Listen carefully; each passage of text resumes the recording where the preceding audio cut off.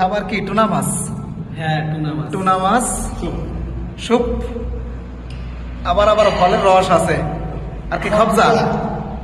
বাহ, ঠিক আছে ঠিক আছে। এই যে লাগিছে, খাও খাও।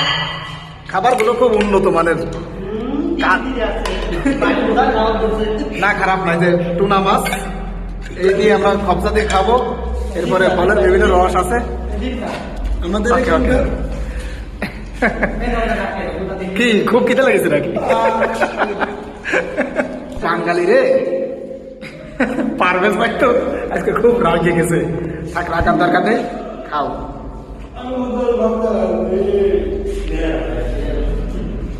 আরে খাবারগুলো খুব ভালো, উন্নত মানের।